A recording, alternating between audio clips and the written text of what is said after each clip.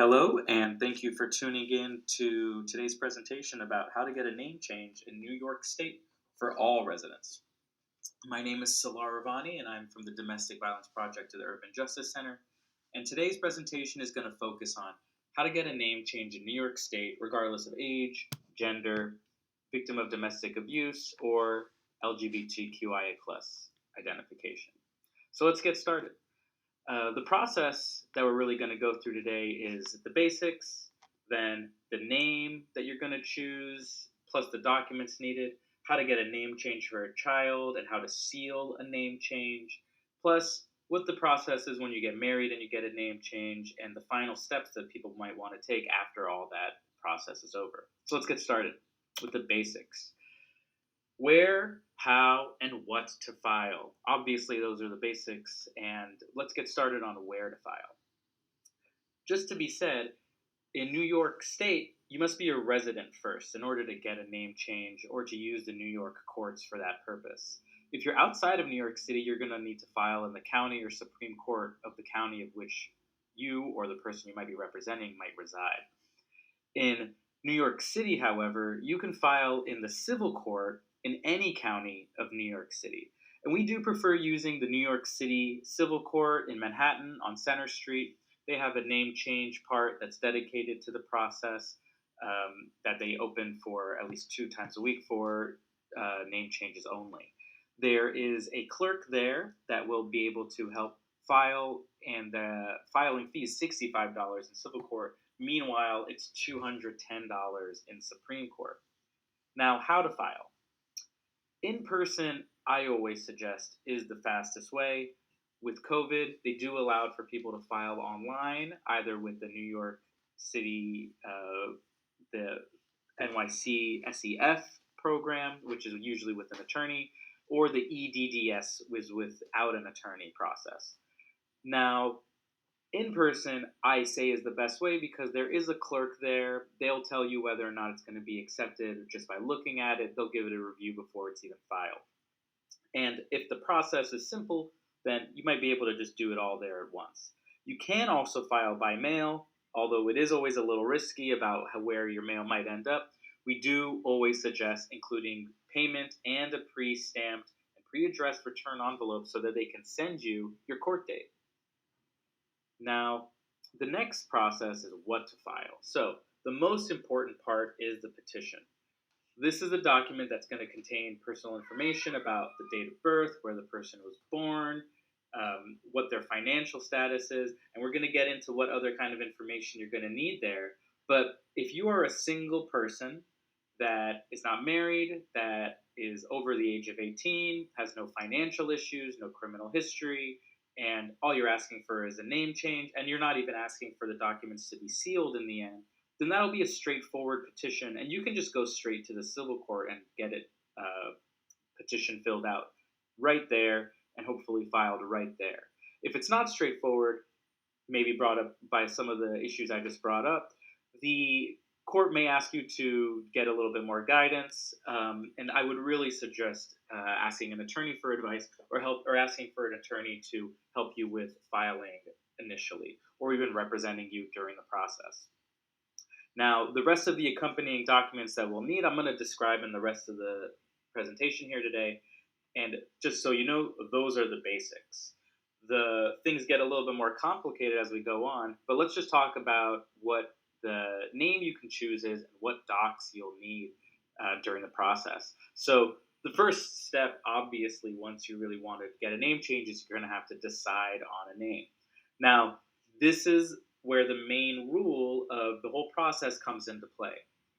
A main rule needs to be that the name you choose cannot be made for fraud, misrepresentation, or to interfere with the rights of others. So they generally don't want people to make their name same as somebody else who might be famous in order to defraud somebody, or to or that there's going to be some misinterpretation of the name. And if it's any kind of tricky kind of way, they're not going to be very happy about that. So you can't go and change your name to Demi Moore unless maybe you do have some relationship to that name outside of the actress. A name can be a singular name. There might be some issue with that, and that's why I've brought up this case. If you're an attorney, then maybe you want to look up that case, and if you're helping someone file, and the judge says that it cannot be a singular name, say Drake, Cher, Madonna, something like that. All of those cannot be used, by the way, but just a singular name. Those would have to be approved by the judge, and that case is a case where that has been allowed. You can have accents, but upper and lowercase letters are not going to make a distinction. In the order, everything is uppercase. There is a birth certificate requirement. If you're born in New York, you'll need an original or certified copy from the Office of Vital Statistics. If you're born outside of New York, or actually the United States, you can have a photocopy and a certified translation if it's in a different language. If you have no birth certificate and you're also an immigrant, a passport, a naturalization certificate, a green card, or other immigration documents will actually suffice. Now, the reason those will suffice is because you needed those documents initially to get that in terms of the birth certificate. Now, a financial disclosure. The court wants to know that you're not changing your name in order to get out of some type of financial debt or obligation. So if there is any financial liens or support owed, they're going to need to know about that. So that means adjudicated bankruptcies and judgments and liens. That does not include private debts such as student loans or credit cards are not included in this. And if you have a child or a spousal support order, or you are in arrears in it, which means that you are owing money on that, it must be listed with the case, the numbers, and amounts. Be prepared to also show an order of the child or spousal support, or the order for the judgment or the lien or bankruptcy for the court in case they might want to see it. In some cases, they will be happy with just the case numbers. However, some judges do want to be able to see it.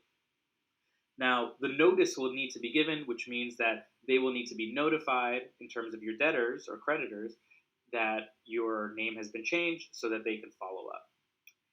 Lastly, in terms of a requirement to disclose is a criminal history. You must disclose convicted misdemeanors, felonies, and pending charges, even if it's in the middle of an ACD, which is an adjournment in contemplation of dismissal, which means that the case might get dismissed within 6 months or a year, depending on the case, that even if that's pending, must be notified. The court also asks for descriptive details. Now, the one caveat here is that these are public documents, which can be searched for by anybody if they know what to do. The process of getting it sealed, I will talk about later. But since these are public documents, you might want to be clear about what descriptive details you are, not to be over clear or over descriptive in that case, so that you're not giving away too much information. Especially if the case is pending, that might be a red flag for a defense attorney. If you're currently in prison or on parole, notice will have to be given to the Department of Corrections, where it is that you're in prison or incarcerated, or the parole board that's been tasked with checking up on you. The things that we do not want to disclose are arrests where there's been no charges made, traffic or MTA tickets, any case that's been dismissed, or violations like disorderly conduct, or a list of other violations that don't meet the level of being a misdemeanor and definitely not a felony. I would advise definitely do not file for a name change if you have a warrant out. You might get arrested at the court date, and I would also suggest probably not going to a court if necessary, if you have a warrant out for any issue. Now, the next section we're going to get into is about how to get a name change for a minor, or in name change parlance, they call them infants if they're under 18. So anyone over 18 can file on the child's behalf. It doesn't need to be a parent. But if both parents consent, they can sign a consent form and go through that process as I've described earlier, with the petition and making sure all the documents are there, such as the birth certificate, with the consent form. If one or both parents object, then there will need to be a hearing where the child will probably testify in private, not in front of both the parents, but there will be a two-pronged judicial test that the court will go through. And let's talk about what that two-pronged test is. So, prong one, are the objections coming from a reasonable place? Is the person objecting just because they want to, because they are the person, or do they have a real relationship with the child here? Are they seeing the child? Are they giving them financial support? Are they giving them emotional support? What is the relationship really like? And so, is that a reasonable objection?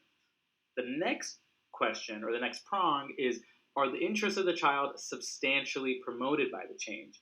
Will it reduce confusion, embarrassment, harassment, and mix-ups? It's been known in many cases where if they just want to be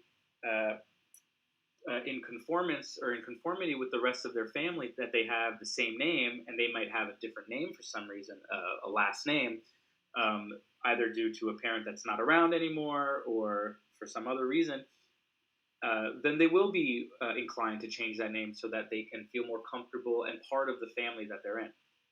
Now, in some cases where there's proof of abuse or a proof of domestic violence upon the parent that might be applying on behalf of the child, it may be possible to get this done without notice. This is a bit of a tougher challenge, and we would really advise for anybody to talk to an attorney first, but there is a higher bar whenever we're talking about not providing notice on a parent that may have an interest in the name of their child.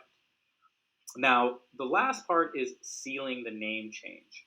In the past, the process of getting a name change was a very public process. You would have to have, not only is it a public document, but you would also have to publish the name change in a local newspaper. Now, sealing a name change means that not only do you not have to publish it, of which nowadays the court has actually gotten rid of the publication requirement as of December 2021, the process really goes through just only regarding sealing, and if you can show that you are a risk of violence or discrimination based on either your status, and you can show by a totality of the circumstances that you may be in danger by not sealing, then they will allow you to seal. Now, when they say totality of circumstances, they would just ask you to attest that you are part of one of these statuses that may be in danger. You do not need to provide specific instances, and you do not need to give a personal history. In the past, this was protection area of trans people. However, DV victims, LGBTQ, online bullying, sexual abuse, or anywhere where a status might endanger somebody, or known status of a name change might endanger somebody, can be part of the name change sealing. And really, if you do have a question about that, I would always ask or advise for someone to ask an attorney before going forward. Now, a marriage and divorce is a separate from the usual name change process. Now, let's just answer some questions. Does your name change automatically in your divorce? No. You must agree during the marriage application, and the marriage certificate that's awarded to people after they get their marriage, that qualifies as the official name change document. Can you change your name when you're married? Of course. And you can do this without notice on the other spouse. And that was codified in December as well, to not give notice upon the other spouse. And just like when you get married at a divorce time, the process of the divorce will include whether or not the person wants to change their name, and the judgment of divorce ends up becoming the new official name change document.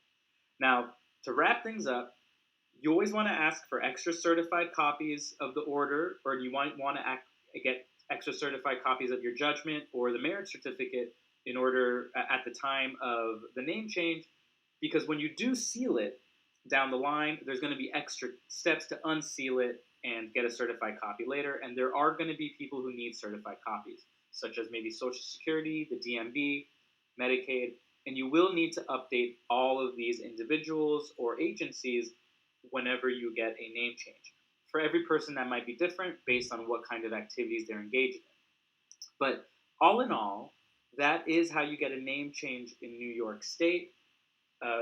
The process will be a lot clearer if you ask an attorney, but Please do contact us if you have any more questions. Once again, thank you for listening. I'm Salar Ravani from the